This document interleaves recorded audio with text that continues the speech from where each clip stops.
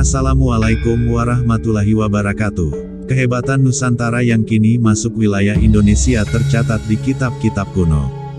Kehebatan itu dapat dilihat dari temuan benda sejarah seperti candi, relief, arca dan sebagainya.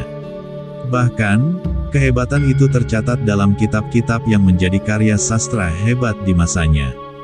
Berikut 5 kitab kuno yang memuat kehebatan bangsa Indonesia di masa lalu.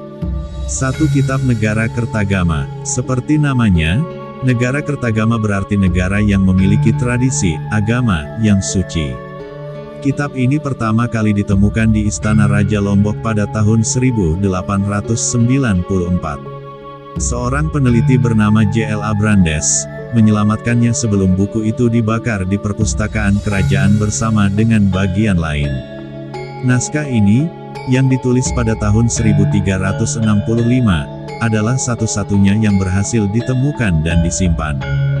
Prapanca, nama samaran dari dan Acarya Nadendra, adalah orang yang menulis kitab ini, seorang pemimpin agama Buddha di kerajaan Majapahit selama pemerintahan Prabu Hayam Wuruk. Syair Jawa kuno atau kakawin yang disebut kitab, menggambarkan kekuatan kerajaan Majapahit saat itu.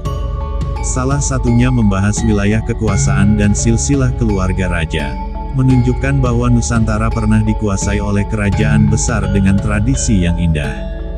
2. Kitab Sutasoma. Kitab ini adalah kakawin atau syair Jawa kuno dengan banyak bait. Empu Tantular adalah orang yang menggubah kitab ini hingga menjadi terkenal sampai sekarang. Hayam Wuruk, yang saat itu masih menjadi raja, memberinya perintah. Banyak hal bagus dalam kitab ini yang masih digunakan hingga saat ini. Tahukah Anda, ternyata semboyan negara kita ini berasal dari buku yang ditulis pada abad ke-14. Bait dari kitab ini berjudul, Bhinneka Tunggal Ika, yang berarti berbeda tetapi tetap satu. Selain itu, karya sastra ini mengandung banyak pelajaran yang berharga.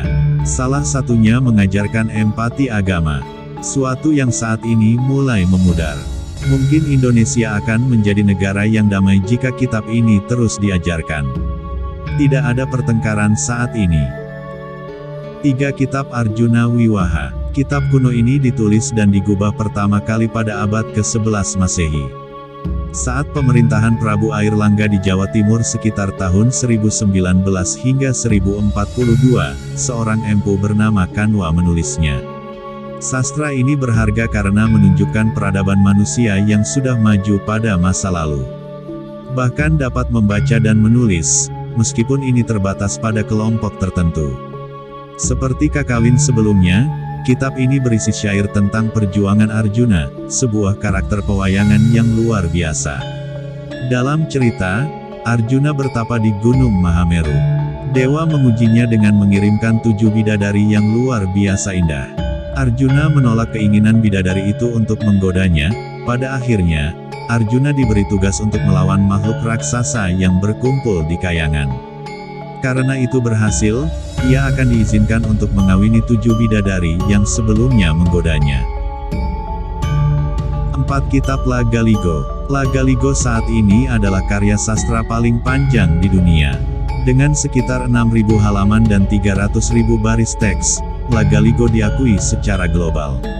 Karya ini dibuat oleh orang Bugis kuno sekitar abad ke-13 dan ke-15. Lagaligo masih menggunakan huruf lontara kuno yang tidak semua orang bisa membacanya. Lagaligo berisi banyak cerita mitos hebat dan sajak tentang penciptaan manusia. Lagaligo dianggap ditulis di India sebelum epik Mahabharata ditulis. Sebagian besar manuskrip asli Lagaligo masih ada dan aman di Museum Leiden di Belanda. 5. Serat Centini. Suluk Tembang Raras, atau karya sastra terbesar di Jawa Baru, menyimpan banyak tradisi, ilmu pengetahuan, dan hal-hal yang saat itu dikhawatirkan akan punah. Ini adalah pakubuwana kelima yang memiliki gagasan untuk menggabungkan semua tradisi dan budaya Jawa ini menjadi sebuah buku yang penuh dengan tetembangan. Serat Centini diduga dibuat pada pertengahan abad ke-18 hingga awal abad ke-19. 3 Pujangga Istana, yang dibantu oleh King kelima, membuat kesimpulan tentang hal-hal agar tidak punah. Pujangga kerajaan ini ditugaskan untuk mengembara dan menulis apapun yang berkaitan dengan budaya dan tradisi lokal. Beberapa individu saat ini telah mengubah dan membuat versi kontemporer dari Serat Centini.